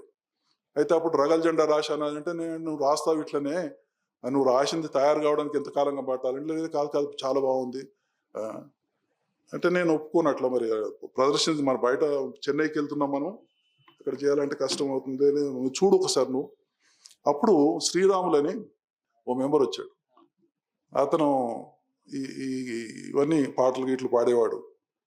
అతను కొరియోగ్రాఫ్ చేశాడు. అది ఆ శ్రీరాములు ఎవరో కాదు, మాస్టర్జీ. తర్వాత కాలంలో అతని పేరు మాస్టర్జీ. సో అతను చాలా బాగా కొరియోగ్రాఫ్ చేశాడు. చెన్నైకి వెళ్ళాక నేను అన్నాను, అక్కడ చూసినాక నేను మాట్లాడతానని. అక్కడ చెన్నైకి వెళ్ళి వీళ్ళు ప్రదర్శించారు, చూసి మార్పులు చేర్పులు అని చెప్పాను. మొత్తం మీద అది ప్రదర్శించాము. అదొకటి సక్సెస్ఫుల్గా అది అతను రాసింది రూపకం ప్రాపర్గా చేశాము. అయితే లోకేశ్వర్ అనే ఒక మిత్రుడు ఛత్తీస్గఢ్ స్కూటర్ యాత్ర అనే పుస్తకం మీద రాశాడు. అది నేను చదివాను. నేను సలాం హైదరాబాద్ కూడా నేను చాలా హెల్ప్ చేశాను ఆయనకి. మొత్తం మెటీరియల్ నేనే ఇచ్చాను లోకేశ్వర్కి రాయడానికి. అయితే చదివినాక నేను గద్దర్తో అన్నాను, అతను ఎవరు, మన నియోగి, శంకర్ గుహ నియోగి గురించి దాంట్లో చాలా హైలైట్ చేస్తారనమాట. నేను శంకర్ గుహ మనం చూడలేకపోయామన్నాను. గద్దర్ అన్నాడు, చెన్నైలో బక్కటోడు నీ ఎంబడి తిరిగిన 2 days వాడే శంకర్ గుహ శంకర్ గుహ అని ఎవరు కాదు, నువ్వు మద్రాసులో నీ ఎంబడి తిరుగుతున్న బక్కగా ఉన్నాడు, వాడే శంకర్ గుహ అనే యోగి. So we had wonderful experience in our lifes. అంటే పనిచేస్తున్న క్రమంలో ఎక్కడో పడుకునే వాళ్ళం. ఇక్కడ ఆ తల్లి ఉంది కదా మన సంధ్య. సో సంధ్య, భూపాల్ వీళ్ళు ఆర్ట్ లవర్స్ జన్నాట్ల ట్రాన్స్ఫర్మేషన్ టైంలో వచ్చారు. అప్పుడు భూపాల్ చేతికి పగ్గాలు వచ్చాయి, మేము అండర్ గ్రౌండ్కి వెళ్ళిపోయాం. సో సంధ్య మెయిన్ సింగర్, భూపాల్ ఆర్గనైజ్ చేసేవాడు. భూపాల్ ముఖ్యంగా ఏంటంటే అతను వచ్చిన కొత్తలో చేసిన పని ఏంటంటే, ఒక రూపకాలు తక్కువ ఉన్నాయి మనకు, నేను కొన్ని రూపకాలు చేస్తాను అన్నాడు. అంటే నాకు ముందు తెలియాలి నువ్వేం చేస్తావు అంటే, నేను నీకు చూపిస్తాను, చూపించిన తర్వాత నువ్వు యాక్సెప్ట్ చేసినాకనే వీల్ పర్ఫామ్. అప్పుడు భూపాలు ఒక 4-5 రూపకాలు తయారు చేశాడు. ఒకటి పిల్లో నేను వెళ్ళిపోతా, కథలో పోయి కూలన్న, దొరోడు, రెక్క బొక్క నొయ్యకుండా, సుక్క చెమట ఉడవకుండా, నీ పెయ్యంతా మంత్రిస్తాం, కానీ ఆ మంత్రిస్తాం కాదు ఆయన ఇంకేమన్నాడు గద్దర్, జ్ఞాపకం ఉందా? ఇంకేదో రాసిండు. అంటే నేను అన్నా వద్దు, ఆ మంత్రిస్ దగ్గర ఆగు నాయన, ఇప్పటికే నువ్వు ఆంధ్రాలో చాలా ప్రాబ్లమ్స్ అవుతున్నాయి, నువ్వు భాషల్లో కథ ఆలుతుంటే కుత అంటే నాయన కుత అన్న దగ్గర వస్తుందా అని రమణారెడ్డి గారు అడిగారు. అట్లా ఉంటే చెన్నాల మన నెల్లూరు వాళ్ళు మిమ్మల్ని తల్తారు అక్కడ అని, ఇది మన గ్యాంగోల పాటలో ఆయన అడిగాడు రమణారెడ్డి గారు, ఆ కుత అన్న దానికి వస్తుందా నాయన అని అడిగాడు. లేదు సార్ అన్న గద్దరు, లేకపోవడం మంచిదైంది, లేకుంటే నెల్లూరులో తన్నేవాళ్ళు నిన్ను పట్టుకుని అక్కడ. అంటే తెలంగాణకి ఆంధ్రాకి వచ్చే వరకల్లా కొన్ని పదాల దగ్గర ప్రాబ్లం వస్తుంది. ఆయన ఈ పెయ్యంతా మంత్రిత్వం దగ్గర ఇంకేదో రాశాడు, అది మరి బూత్ పదం అవుతుంది అదని సంధ్య పాడేది. సంధ్య ముఖ్యంగా ఏంటంటే ఆ పోలీస్ పాట పాడేది. సో కొన్ని గద్దర్ పాటలు సంధ్య చాలా బాగా పాడేది. అసలు యాక్చువల్గా నేనే ఆర్గనైజర్ ఉన్నప్పుడు అన్ని గద్దర్తో పాడించేవాని కాదు. గద్దర్కి ఇచ్చే నేను time 1 hour 20 minutes out of 3.5 hours లో. అంటే he has to sit in a place that where they announce that Gaddar sings అంటే వచ్చి పాడాలి కదా, పిచ్చి ఆయన ఆర్గనైజర్ కాదు. సో అతనికి 1 hour 20 minutes ఒకటి బుర్రకథ చెప్పాలి, రైతు కూలి విజయం గంట 20 నిమిషాల పాటలు పాడాలి. గద్దర్ పాటలు సంధ్య పాడేది. దశరథ్ అని ఒడ్డర్ దశరథ్ ఉండేవాడు, అతను పాడేవాడు. అతను ఒడ్డర్ దశరథ్ కాదు, దశరథ్ అతని పేరు. ఒడ్డరోలో పాట పాడేవాడు కాబట్టి ఒడ్డర్ దశరథ్ అనేవాళ్ళు. సో ఇట్లా యాప్రావు నరసింహరావు పాడేవాడు, ఎంతో మంది పాడేవాళ్ళు, చాలా మంచి బ్యూటిఫుల్ గా పాడేవాళ్ళు. So it was a wonderful thing which happened in the history, and but very honestly I want to confess myself that I was not all through there in Jannatyam only. I was there in the formation of the art lovers and Gaddar, shaping of Gaddar, and refining of Sandhya and Bhupal. Gaddar was very raw to me, but Bhupal Sandhya రా కాదు, వాళ్ళు అప్పటికే trained. ఆమె పల్లెటూరులో ఉన్నప్పుడు అస్టానిష్ అయ్యాను, ఎవరు ఆ పాట ఎవరు పాడుతున్నారు, అమ్మాయి పాట పాడుతుంటే ఆ అమ్మాయి కావాలి మాకు అంటే ఆ అమ్మాయితో అబ్బాయి కూడా ప్యాకేజీలో వచ్చాడు, వాళ్ళకి 2 పిల్లలు. So it's so happened like ఒక ఫ్యామిలీ. అప్పుడు నిర్మల ఉండేది, భూపాల్ పక్కన ఆడేది అమ్మాయి, సబిత ఉండేది. తర్వాత మన ఆ నాటకంలో చెరమండి రాజు శిష్యురాలు పద్మ, ఆజాద్ పద్మ ఫస్ట్ మా యాక్ట్రెస్. మేమిద్దరం అన్నలమే, నేను గద్దర్ వీరకుంకుమలో. ఆమె అన్నం తీసుకొచ్చేది, సర్ది కట్టుకొని తెచ్చే క్యారెక్టర్ మన పద్మది. తర్వాత పద్మ వాళ్ళ పేరెంట్స్ ఒప్పుకోలేదు మరి ఏంటో. తర్వాత ఇంకొక అమ్మాయి వచ్చింది, ఇప్పుడు ఆమె ఒక ప్రొఫెసర్ వైఫ్ ఉస్మానియాలో, ఆ పేరు మర్చిపోయాను, ఉషానో ఏదో పేరు ఉంది, ఆ అమ్మాయి చేసేది. సో అక్కడ అమ్మాయిలకి, మా దగ్గర పనిచేసే అమ్మాయిలకి ఏ ప్రాబ్లం ఉండేది కాదు. అక్కడ మాతోనే పడుకునేవాళ్ళు, వాళ్ళు మాతో తినేవాళ్ళు, స్నానాలు చేసేవాళ్ళు. అసలు ఒక కమ్యూనల్ లైఫ్ లా ఉండేది, చాలా గొప్పగా ఉండేది. ఒకసారి నా పర్సనల్ ఎక్స్పీరియన్స్ ఏంటంటే, ఒకసారి ట్రూప్ తీసుకొని నేను వెళ్తున్నాను, గద్దర్ లేడు, నేను I was leading the troupe. Performance ఇచ్చాం, బస్ కోసం వెయిట్ చేస్తున్నాం, బస్ రాలేదు. రాత్రి 2 గంటలు అయింది, 2 గంటలకు బస్సు వచ్చింది. ఆపాను, కానీ వాడు క్లోజ్ చేసి ఆ డోరు ఏంటంటే నో సీట్స్ అన్నాడు. అరే మేము ఇక్కడ పడుకోవాల్సి వస్తుంది రోడ్డు మీద, లోపల రానివ్వమంటే లోపలికి వెళ్ళాము. లోపల అందరూ పడుకున్నారు, నిద్రలో ఉన్నారు. రాత్రి 2 గంటలు అవుతుంది. మేము అసలు కూర్చుంటాం, నిలబట్టట్లేము, పడిపోయేటట్టున్నాం, అంటే నిద్ర అంతగా వస్తుంది. అందరం మధ్యలో పడుకున్నాం, ఇది కారిడార్ 2 పక్కన నడిచే ఉంటుంది కదా, ఇలా పడుకున్నాం. మరి మధ్యలో దిగే వాళ్ళు ఉంటారు కదా, మా మీద నుంచి దిగుతున్నారు, మా మీద నుంచి ఎక్కుతున్నారు, మాకు తెలియట్లేదు. మాకు తెలియట్లేదు. వాళ్ళు మా మీదకి వెళ్ళి నడిచిపోయేది మాకు తెలియట్లేదు, అంత నిద్రలో ఉన్నాం. సో అంటే we had that kind of experience in our lives. Kachiguda దగ్గర ఒకసారి ప్రోగ్రామ్ ఇచ్చాం సారస్వ పరిషత్లో. కాచిగూడ దగ్గర లేవడం, బస్సులు లేవు, అక్కడ చిన్నదేదో టవల్ వేసుకుని పడుకున్నాం. అట్లే విజయవాడ బస్ స్టాండ్స్లో ఎక్కడ పడితే అక్కడ. So it was like that. అంటే డబ్బు ఉండేది కాదు ఎక్కువ, ఉన్న దాంట్లో అడ్జస్ట్ చేసుకోవాలి. అది కాకుండా ఇంకో విషయం మీకు చెప్పాల్సింది ఇక్కడ ఏంటంటే జన్నాట్య మండలి గురించి. అంటే జన్నాట్య మండలి కాదు, ఎనీ మన కల్చరల్ ఆర్గనైజేషన్ విరసం ఉంటుంది. వాళ్ళు నెలకు మన కవితను రాస్తారు, కథను రాస్తారు, లేకపోతే ఒక వ్యాసము రాస్తారు. సంవత్సరానికి ఒక విరసం సభ జరుగుతుంది వాళ్ళది, రాజకీయ పాఠశాల. అంతే. వాళ్ళ వర్కింగ్ డేస్ బహుశా సంవత్సరంలో ఉంటే ఒక 30-40 డేస్ కానీ ఎక్కువ ఉండవు. ప్రాక్టికల్ వాళ్ళు పనిచేసి అది కూడా రాయడం అది. కానీ జననాట్య మండలి వర్కర్, కల్చరల్ ట్రూప్ వర్కర్ 24/7, 7 రోజుల్లో 24 అవర్స్ డ్యూటీ. ఇప్పుడు ఇందాక 24/7 అని హాస్పిటల్స్లో పెడతారు, ఏ టైం వచ్చినా తీసుకుంటామని. 24 అవర్స్ పనిచేయాలి. All the week, all the month, all the year. మాకు ఎలాంటి ప్రాబ్లమ్స్ ఉంటాయో చూడండి. వచ్చేవాళ్ళు రకరకాల వాళ్ళు వస్తారు, రకరకాల అలవాట్లతో కూడా వస్తారు. అవి మనం అబ్జర్వ్ చేసుకోవాలి, దాన్ని నిబ్బరంగా నిలబడాలి. పర్ఫార్మెన్స్ పాడుకాకూడదు, పేరు చెడిపోకూడదు. చాలా ప్రాబ్లమ్స్. కల్చరల్ యూనిట్ రన్ చేయడం అన్నది అది ఎంత పెద్ద ప్రాబ్లమేటిక్ అంటే యూ కాంట్ జస్ట్ ఇమాజిన్. ఇప్పుడు మన వాళ్ళు ఏంటంటే ఎమోషనల్గా రాజకీయపరమైన భావజాలంతో వాళ్ళు చైతన్యవంతులు అయి ఉంటారు కాబట్టి వాళ్ళు వచ్చి పాడతారు, వెళ్ళిపోతారు, అంతవరకే. ఒక యూనిట్ నడపడం అంటే 24 అవర్స్ డ్యూటీ. ఒక రోజు రాత్రి పర్ఫార్మెన్స్ అక్కడ ఇచ్చామంటే నెక్స్ట్ డే మార్నింగ్ అదే ఇంట్లో భోంచేసి 11 o'clock రివ్యూ మీటింగ్. ఆ రోజు రాత్రి ఏం జరిగిందని, ఏం తప్పులు చేశాం, ఏం ఒప్పులు చేశాం. సో నా బాధ్యత, నేను first couple of years I was there to organize, to set up things. దాన్ని గాడిలో పెట్టడానికి వరకు నేను ఉన్నాను. తర్వాత నేను జనరల్ అడ్వైజర్గా ఎప్పుడు వాళ్ళకు ఉన్నాను, అంటే వాళ్ళకు అడ్వైజ్ చేయడానికి. అంటే I did not advise to everybody, but whatever thought wise ఎట్లా చేస్తే బాగుంటుంది, ఏం చేస్తే బాగుంటుంది, ఏ కండిషన్స్లో ఏ రకమైన, అది కూడా నేను జన్నాట్య మండలి ఉన్నంత వరకు నా భావజాలంతో నేను దాంతో ఉన్నాను. నా మెంటల్ కాంట్రిబ్యూషన్ దాంతో ఉంది ఆర్గనైజేషన్తో. కానీ ఫీల్డ్లో ఉండి పనిచేసిన వాళ్ళు, గద్దర్ ఒక స్టేజ్ వర్క్ చేశాడు, సంధ్య ఒక స్టేజ్ వర్క్ చేసింది. మళ్ళీ కొంతకాలం తర్వాత వాళ్ళు కూడా మళ్ళీ సంధ్య వచ్చి పాడుతుంది, చేస్తుంది. ఊపాలు ఇలాంటి సభలు అటెండ్ చేయడం, విరసం మెంబర్గా ఉండడం, రాయడం, ఇట్లా ఎవరికి వాళ్ళ ఫ్రీడమ్. బికాస్ విప్లవం అన్నది మనం బలవంతంగా చేసేది కాదు కదా, మనం ఇష్టపూర్వకంగా వచ్చి చేయాల్సింది.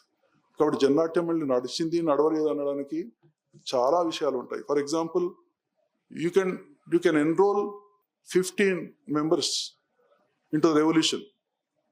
ఒక 2 స్క్వాడ్స్ తయారు చేయడానికి 7 members స్క్వాడ్స్ తయారు చేయడానికి 15 మందిని మీరు ఇన్స్పైర్ చేసి తీసుకెళ్ళి వాళ్ళు ట్రైన్ ఇచ్చి, గన్స్ ఇచ్చి, ట్రైనింగ్ ఇచ్చి వాళ్ళు యుద్ధ వీరులు తయారు చేయొచ్చు. కానీ make one artist, I challenge, make one wonderful artist, very difficult.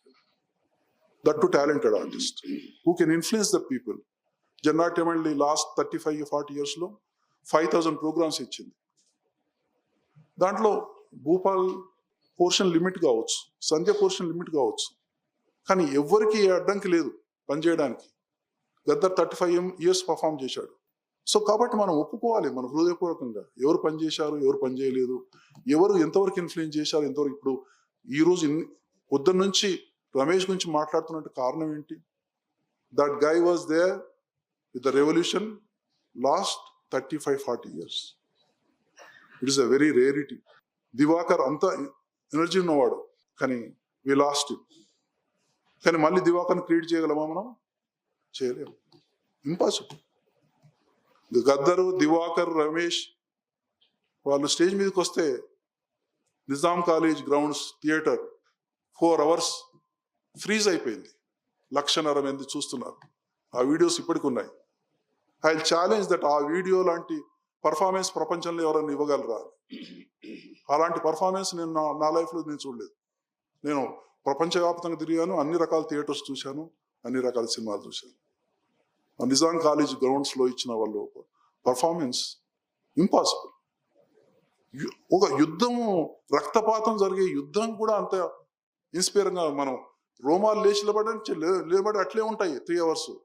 అంటే ఎట్లా సృష్టించబడ్డారు ఈ ప్రజా కళాకారులు, ఎంత టాలెంటెడ్, ఏ కులాల నుంచి ఏ వర్గాల నుంచి వచ్చారు, ఎట్లా చైతన్యవంతులయ్యారు, ఏ భావజాలంతో చైతన్యవంతయ్యారో, ప్రపంచం ఏ రకంగా కావాలని కోరుకున్నారు, ఏ రకమైన త్యాగపూరితమైన భావంతో వచ్చారు, ప్రజలకు కోట్లాది లక్షలాది ప్రజలకి ఈ విప్లవ భావజాలాన్ని. ఇంకో విషయం కూడా చెప్పాలనుకుంటున్నాను ఈరోజు మేము ఆర్ట్ లవర్స్లో స్టార్ట్ చేసిన నాడు శ్రీకాకుళం స్మాష్ అయిపోయింది. శ్రీకాకుళం అందరూ చంపేశారు, ఎవరు లేరు. తెలంగాణలో విప్లవం ఉందా? లేదు. ఇక్కడ కొంతమంది గ్రూప్స్ కింద తయారవుతున్నారు, 3, 4, 5. ఉన్న 4, 5 అతి కొద్ది మంది ఆర్గనైజ్ చేసుకుంటున్నారు. అప్పుడు ఆర్ట్ లవర్స్ రంగంలోకి దిగింది. పాటల ద్వారా, ఆటల ద్వారా, నాటకాల ద్వారా, రూపకాల ద్వారా విప్లవ భావాన్ని ప్రచారం చేసింది. ఆ రకంగా విప్లవం ఉద్యమం వెళ్ళయింది. ఈరోజు మీరు చూస్తున్న భారతదేశంలో ఉన్న విప్లవోద్యమం 5 రాష్ట్రాలకు విస్తరించింది తెలంగాణ నుంచి. దేని మూలంగా? What is the basis for it? వీళ్ళు బయటకు వచ్చి ప్రచారం చేయగలరా? విప్లవం కోసం ఎవరైనా ఇన్వైట్ చేయగలరా? లేదు. That Jana Natyam is doing. You should really, అంటే ఆర్టిస్టులే ఆటని అనుకుంటున్నారు, కానీ అంత గొప్ప సర్వీస్ చేయగలిగింది, అంత గొప్ప అవకాశం మనకు వచ్చింది. రిప్రెషన్ వచ్చింది, no doubt, that is nothing. Jana Natyam మీద వచ్చిన రిప్రెషన్ 5% కూడా కాదు. లక్కీగా we have been saved. And our strategies, the strategies what we adapted, that worked. We should have brains, not only emotions to fight. Gun మన చేతిలో ఉంది, వాడి చేతిలో ఉంది, వాడు కలుస్తాడు, మనం కలుస్తాం, వాడు చేస్తాడు, మనం చేస్తాం. That is not the criterion. Criterion is that you have to win. He has to die. Your enemy has to die, not you. 2 steps backward, 1 step forward అన్న మార్క్స్ సిద్ధాంతం దాంట్లోంచి వచ్చింది. సో మా ప్రధానికి నిగ్రహము, శక్తియుక్తులే కాకుండా, టాలెంటే కాకుండా శక్తియుక్తులు ఉన్నాయి. టాలెంట్ ఉంది, డెడికేషన్ సరిపోదు. ఆలోచన కావాలి, ఎట్లా సక్సెస్ చేయాలన్న ఆలోచన కావాలి. 4, 5 విప్లవకారులు 5 స్టేట్లలో ఉద్యమం విస్తరింపజేశారంటే 4, 5 ఆర్టిస్టులు ఈ 5 స్టేట్లలో విప్లవం అభివృద్ధి కావడానికి దోహదపడ్డారు. గుడ్డలేంది షర్ట్ కుట్టగలమా? ఇది గుడ్డగా పనిచేసింది జన్నాట్యం అండి. దర్జీ ఉంటాడు, దేంతో కుడతాడు? గుడ్డతో కదా కుట్టవలసింది. So that is the success of Jana Natyam అండి. జన్నాట్యం అండి ప్లేడ్ ఏ గ్రేట్ రోల్. దాంట్లో నేను ఒక అణువునైనా కానీ I will be happy, but I don't want any credit. So నాకు ప్రజలు జన్నాట్యం అండి ఇచ్చిన కెపాసిటీతో నేను సినిమాలు డైరెక్ట్ చేసి పేరు తెచ్చుకున్నాను సినిమాలు. కాబట్టి I should be grateful to the people and my movement. ప్రజలే చరిత్ర అన్నట్టు ఏ నరసింహరావో, ఏ గద్దరో, ఏ సుందనో, ఏ భూపాలో చరిత్ర కాదు. గొప్ప కళాకారులు కావచ్చు, నో డౌట్, మీ కెపాసిటీ మీద గొప్ప కళాకారులు కావచ్చు. ఆ గొప్ప కళాకారులను ఎవరు చేశారు? నీ ప్రేక్షకులు చేశారు. ప్రేక్షకులు చప్పట్లు కొడితే కదా నువ్వు ఇన్స్పైర్ అయ్యేది, నువ్వు డెవలప్ చేసుకునేది. So these are the things, factors, and I could play sensible role, not to lose a lot and gain more. That's what I played the role in the revolution of this particular part of India. So only from cultural side. So this is what I learned and what I really did. And Ramesh used to come to me number of times, and మేము drawing room లో కూర్చునే వాళ్ళం, గంటలు మాట్లాడుకునే వాళ్ళం. అక్కడ నుంచి డైనింగ్కి వెళ్ళే వాళ్ళం. డైనింగ్లో అక్కడ డిస్కషన్ జరిగేది, డే అంతా జరిగేది. అట్లా రమేష్తో నాకు చాలా సెషన్స్ జరిగినాయి. బట్ అన్ఫార్చునేట్గా నాకు దివాకర్తో పెద్దగా జరగలేదు. నేను చూశాను, మాట్లాడేది తప్పించి నేను ఎక్కువ ఇంటరాక్ట్ కాలేదు.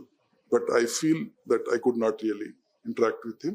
But otherwise, ఇప్పుడున్న ఆర్టిస్టులు అందశ్రీ జయరాజ్ ఉన్నాడా వెళ్ళిపోయాడు.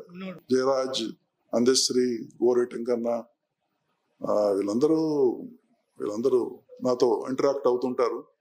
I feel proud of it because ఈరోజు తెలంగాణ ఉద్యమంలోంచి వచ్చిన ఈ మన పాటలకు సంబంధించిన ఏదైతే అది వచ్చిందో అది కూడా జన్నాటమల్లి ఆఫ్ సూటే. అంటే దాంట్లోంచి 100 మంది కళాకారులు పుట్టుకొచ్చారు, 100 మంది రైటర్స్ వచ్చారు. ఇప్పుడు ప్రతి ఊర్లో పాటలు రాసేవాళ్ళు ఉన్నారు, ప్రతి ఊర్లో పాడేవాళ్ళు ఉన్నారు.